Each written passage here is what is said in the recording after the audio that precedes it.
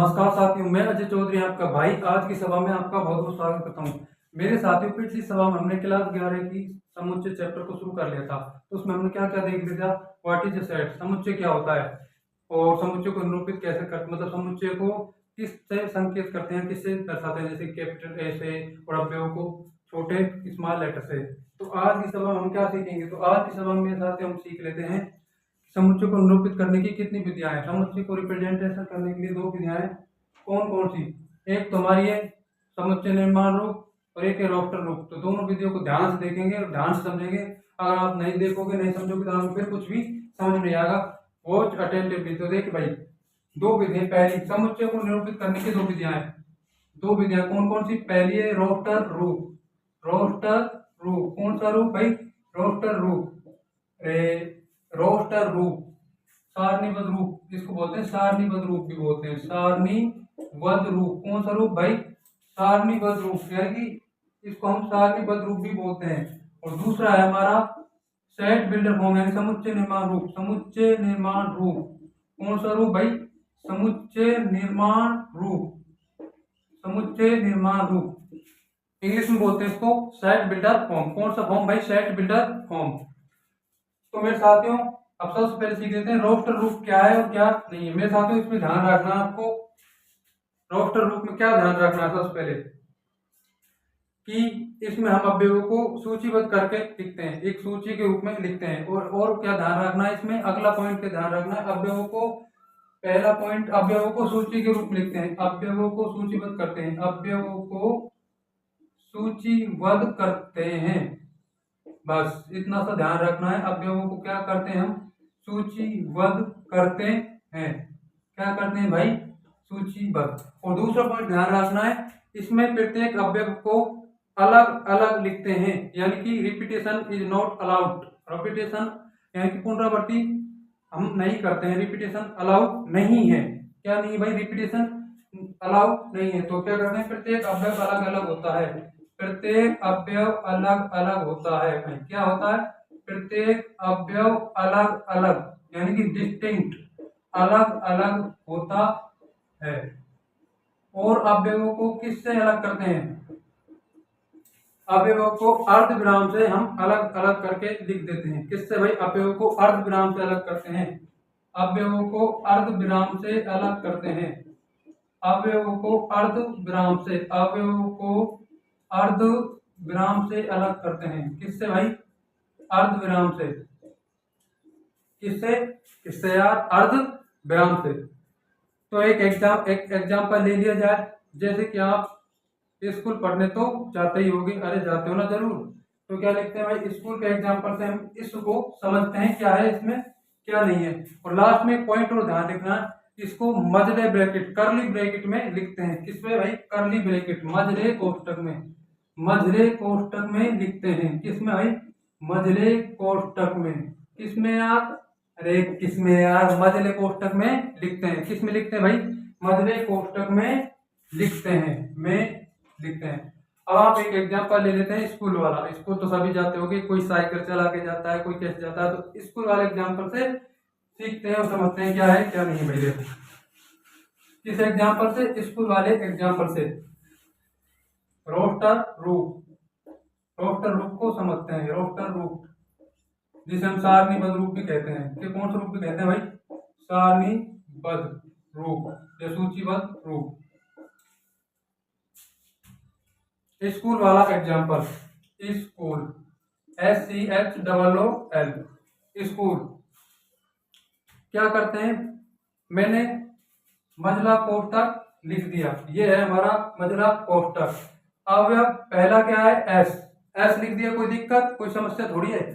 फिर अर्ध विराम, अर्ध विराम, सी, फिर अर्ध विराम, फिर एच, फिर अर्ध विराम, फिर ओ, फिर अर्ध विराम, फिर ओ। नहीं, यहीं पर रुक जाना भाई, पुनरावृत्ति नहीं करनी है। बस एक बात ध्यान रखनी है कि पुनरावृत्ति नहीं करनी है। तो एक बार ही ओ लिखेंगे, फिर अर्ध विराम एल।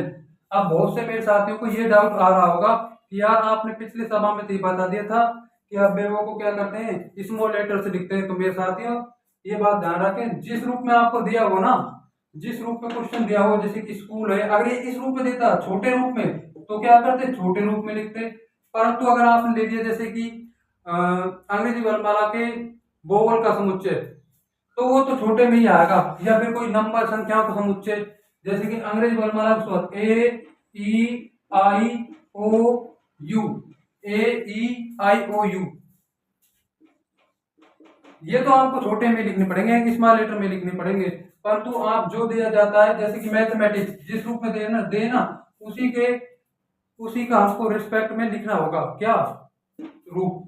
मैथमेटिक्स, क्या भाई, मैथमेटिक्स, मैथमेटिक्स, कौन सा मैथिक्स, मैथमेटिक्स। अब आप इसके शब्दों को रोस्टर रूप में लिख के बताइए, समुच्चय बनाइए, किस रूप में, रोस्टर रूप में। तो एम, सबसे पहले क्या लिखेंगे हम, एम के बाद क्या लिखेंगे, एम के बाद हम क्या लिखेंगे, ए के बाद क्या लिखेंगे, टी के बाद एच के बाद ई, एम। रुक जाना, रिपीटेशन नहीं करना है, क्या नहीं करना है, रिपीटेशन ही नहीं करना है। तो क्या कर देंगे, एम को हटा देंगे, ए, फिर रुक जाना, रिपीटेशन नहीं करना है, टी भी नहीं करना है, आ चुका है, रिपीटेशन नहीं करना है, आई लिखेंगे, क्या लिखेंगे, आई, और सी भी लिखेंगे, और एस, बस मध्य ब्रैकेट में बंद अर्धविराम हमने लगा दिया। कुल मिला के ज्यादा इंपॉर्टेंट बात है कि रिपीटेशन नहीं करना है, बात एक ही होती है, और क्रम का भी इसमें कोई महत्व नहीं है। चाहे देखो SCHO, ये ना SCHO है, चाहे इसको ऐसे लिख दो, कोई दिक्कत नहीं, क्रम सीक्वेंस डजंट मैटर, क्रम का कोई महत्व नहीं है। तो क्या लिखेंगे,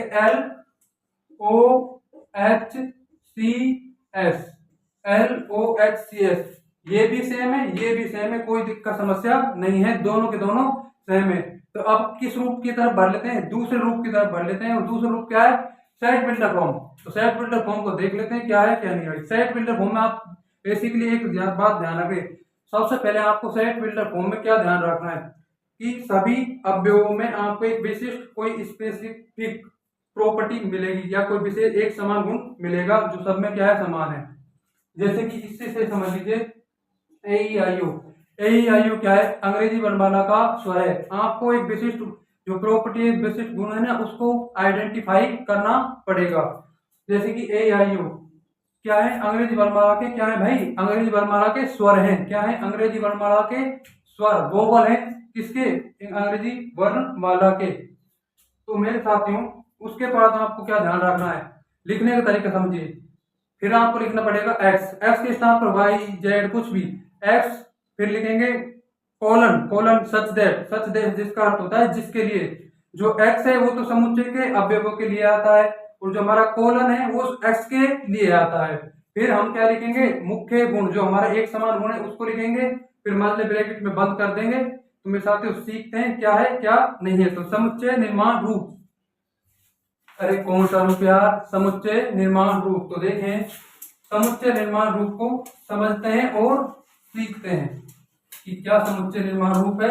फिर हम एक दो सवाल एनसीईआरटी की टेक्स्ट बुक में से पकड़ कर लाएंगे और उनको हल करेंगे एनसीईआरटी की टेक्स्ट बुक में से। तो देख भैया, रोस्टर रूप तो हो गया। अब हमारा समुच्चय निर्माण रूप दूसरा है, समुच्चय निर्माण रूप। कौन सा रूप, समुच्चय निर्माण रूप।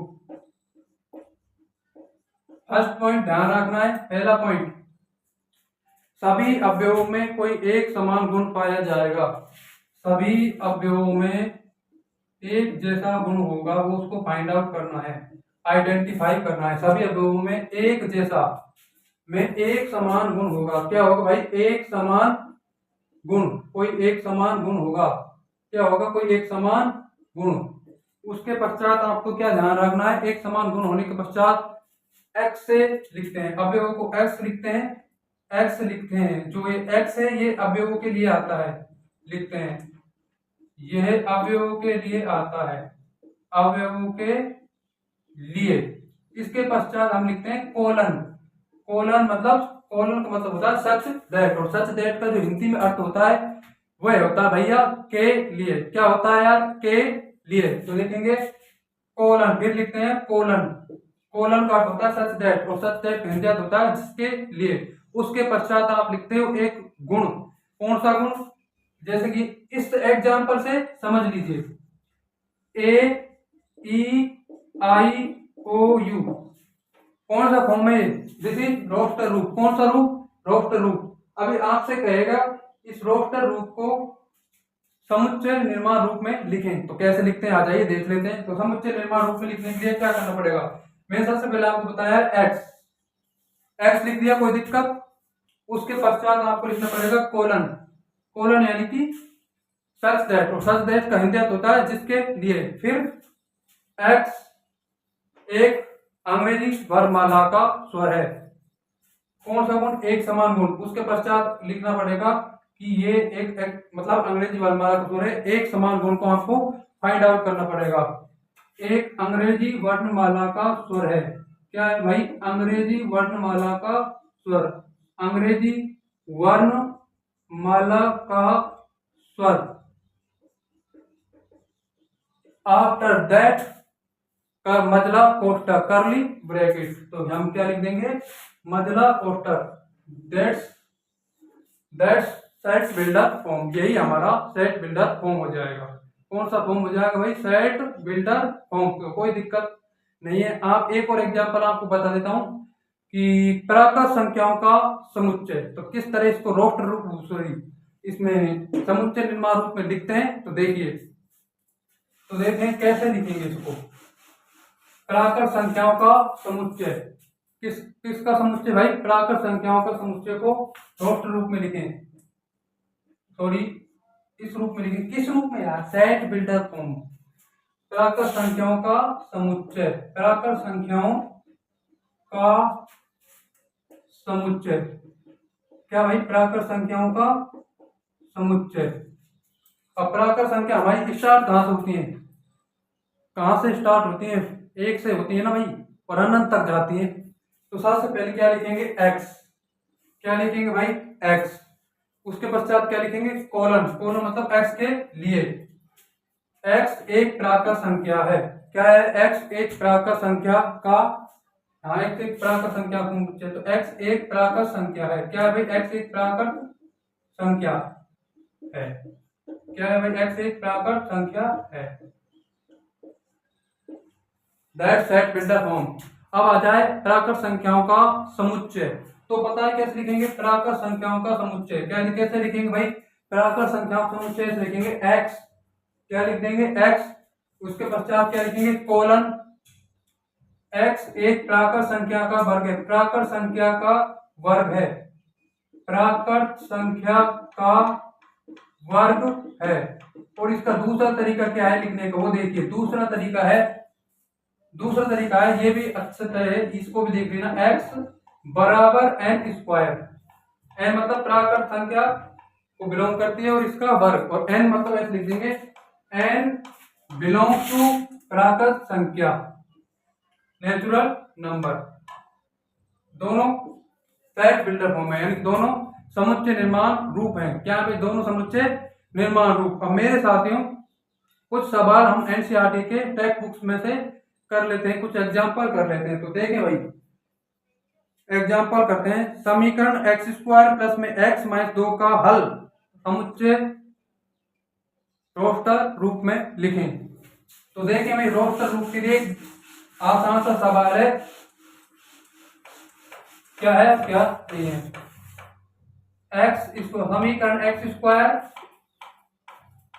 Plus x minus 2, x square plus x minus 2 बराबर 0 को रोस्टर रूप में लिखें। के हलों को भाई, के हलों को रोस्टर रूप में, किसमें? रोस्टर रूप में लिखें। किस रूप में लिखें भाई? रोस्टर रूप में। हल बताइए, हल क्या क्या आएंगे? क्या क्या हल आते हैं? 2 और 1, इसके क्या हो जाएंगे? 2x माइनस 2 बराबर 0।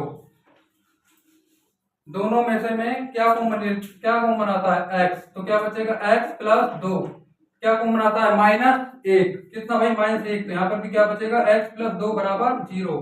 तो x प्लस 2 यहाँ से कॉमन और x माइनस 1। तो जो हमारा हल आएगा 2 माइनस का और 1 प्लस का। तो इसको हमें किस रूप में लिखना है यार बताओ? रोस्टर रूप। और रोस्टर रूप क्या कहता है हमारा? रोस्टर रूप सिर्फ इतना सा कहता है कि आप सबसे पहले मजला कोष्टक लिखें और अवयव को लिखें, अवयव को लिखें बिना पुनरावृत्ति के साथ। पुनरावृत्ति का कोई मतलब नहीं है। -2 1 -2 1 लिखने का रीजन है मेरे साथियों, संख्या रेखा क्या कहां से स्टार्ट होती है? 0 1 2 3 4 -1 -2, इसके कारण माइनस पहले आएगा। तो -2 और 1 अर्ध विराम, अर्ध विराम के अवयव को अलग अलग करने के लिए। और अवयव क्या है हमारे? अलग अलग है। दैट्स रोस्टर रूप। और एक सवाल देख लेते हैं। हाँ, ये शानदार है मेरे साथ, इसको देखना, ध्यान से देखना, ये अच्छा सवाल है, बढ़िया सवाल है। तो देखते हैं भैया क्या है और क्या नहीं है। तो देखते हैं, अच्छा सवाल है, नंबर 1 वाला है। अच्छा, शानदार। तो देखें, 1/2, 1/2, 2/3, 3/4, 4/5, 5/6, 6/7 किस रूप में दिया हुआ है? रोस्टर रूप में दिया हुआ है। समुच्चय निर्माण रूप में लिखें। तो मेरे साथियों, इसको आपको मैंने बताया था ना, प्राकृत संख्याओं के वर्ग बता दें, n स्क्वायर वाला, x बराबर n square, n belong to n, इस रूप में इसको हमें लिखना पड़ेगा। आप थोड़ा सा इसमें दिमाग लगाएं, थोड़ा सा सोचें कि क्या है। एक और निचले वाले पद में 1 से अधिक, फिर 2 ले लिया, उससे डिनोमिनेटर में एक पद अधिक यानी कि 3, फिर 3 ले लिया, 3 से अधिक डिनोमिनेटर में यानी घर में 4, फिर 4 ले लिया, 4 से अधिक क्या है डिनोमिनेटर में? 5 यानी कि 1 अधिक, 5 ले लिया, फिर 5 से अधिक क्या है? 6, उसके पश्चात 6 ले लिया, तो 6 से अधिक क्या है? 7, यानी कि अंश से एक अधिक पद हर में आ रहा है, एक ज्यादा वाला पद हर में आ रहा है। अरे, एक अधिक वाला पद हर में आ रहा है, क्या हो रहा है भाई? आ रहा है। तो क्या करेंगे, कैसे लिखेंगे? सबसे पहले क्या लिखेंगे? x, क्या लिखेंगे? x सच दैट, यानी कि कोलन, क्या लिखेंगे भाई? कोलन। फिर क्या लिखेंगे? x बराबर n, और n मीन्स, और ये n क्या है? प्राकृत संख्याओं को संबंधित है, प्राकृत संख्याओं को बिलोंग करती है। क्या करती है? बिलोंग।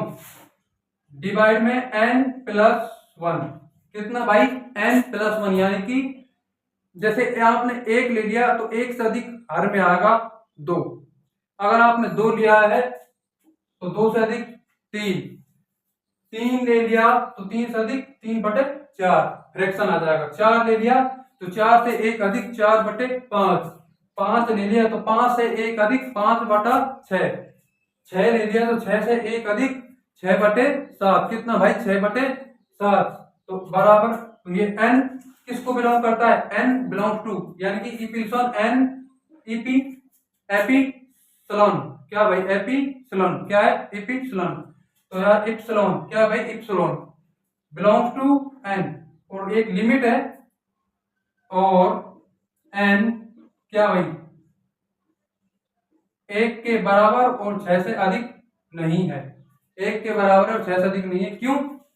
क्योंकि n का मान 6, n+1 7 हो जाएगा। अगर आपने 7 लिया तो 8 हो जाएगा, 8 इसमें है ही नहीं। तो मेरे साथियों, कोई दिक्कत नहीं है, आराम से हमने इजी वे में उस सवाल को समझ लिया। अगले सवाल से हम क्या करेंगे? एक्सरसाइज 1.1 को पढ़ना समझना शुरू कर देंगे, और 2 से 3 लेक्चरों में, मेरे साथ कितने? 2 से 3 लेक्चरों में हम एक्सरसाइज 1.1 को फिनिश कर देंगे। मेरे साथियों क्या कर देंगे? फिनिश कर देंगे। That's why thanks for watching, keep studying, keep hard working. Thanks for watching.